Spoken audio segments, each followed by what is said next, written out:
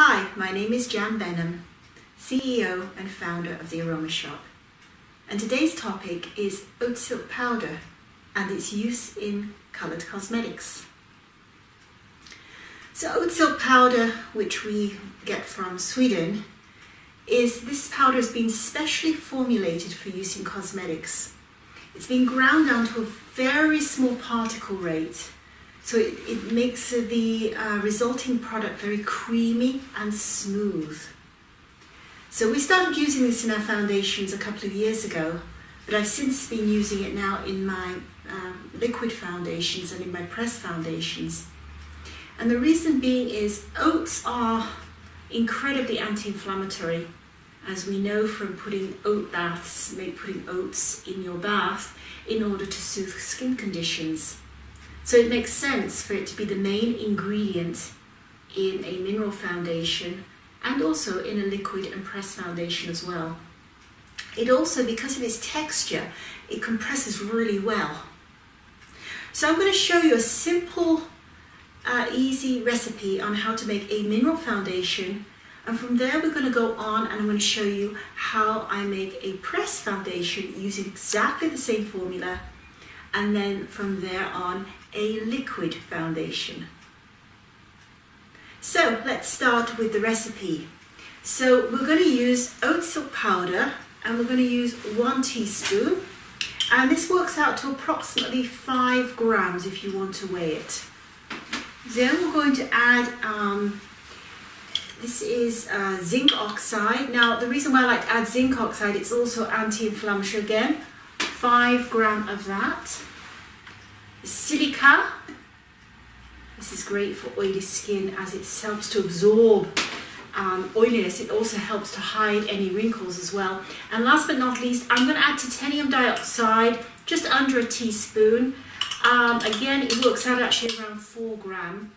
You can leave that out if you wish, but I do want this in for a lightening purpose today.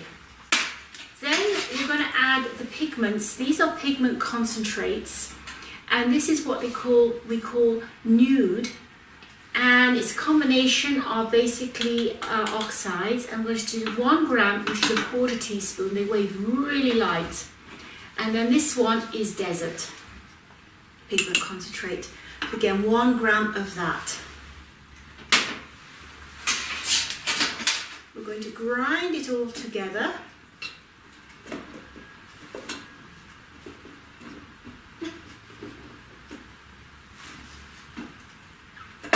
Oops. Now I'm going to grind it all together, if I can get the right hole in. Okay.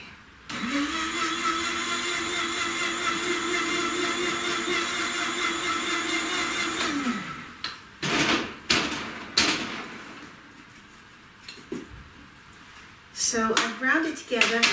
For a liquid and a pressed foundation, I want it to be a shade lighter than my skin tone, because once the powder is mixed with an oil or a cream, it will go darker. So next I'm going to get set up now for the pressed foundation. So now we're ready to press the powder that we just made.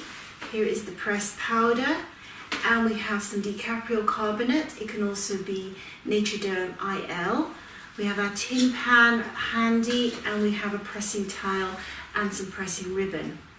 And today I'm going to use the pressing machine as opposed to the clamps, which I showed you how to use the other day. Just a little note, I always have a notebook usually beside me, because I'm always creating new recipes and tweaking things, and I have hundreds of these books that I keep that have continual recipes and that I've reworked out over the years. So I have my original books right back to the actual 80s. So I'm just putting a little bit of DiCaprio carbonate here, and I just stir basically until I can see a clumping action occurring, like wet sand. I'm just going to put a couple more drops in here. There's very little you need. If you find that you don't have it occurring where it's presses well. You can always take it out of the tin pan and reset it and add more DiCaprio carbonate.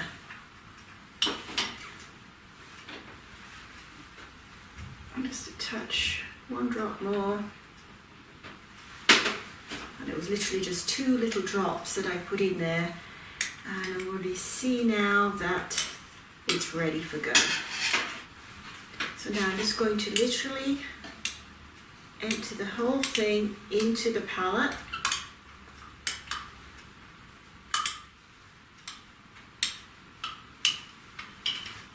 And how I work this, I start at the edges and just push the powder into the edges as I go round.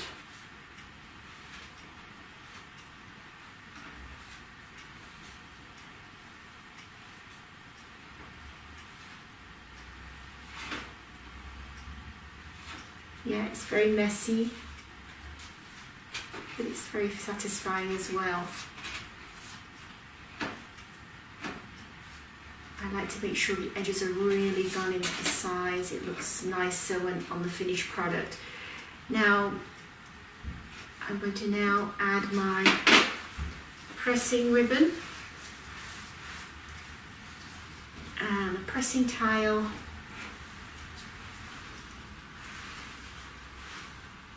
Placed into the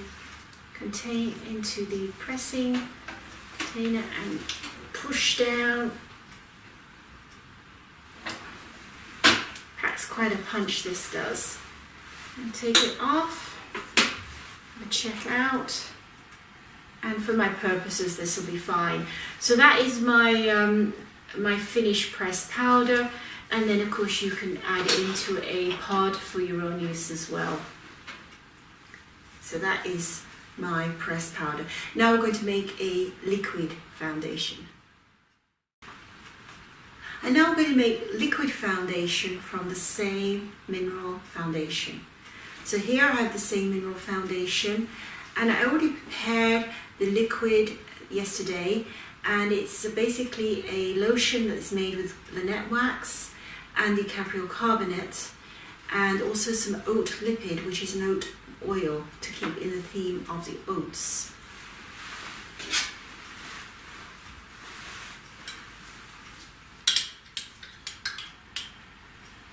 So you can do approximately equal. I'm eyeballing it at the moment, but you can use approximately 50% of the liquid to 50% of the powder.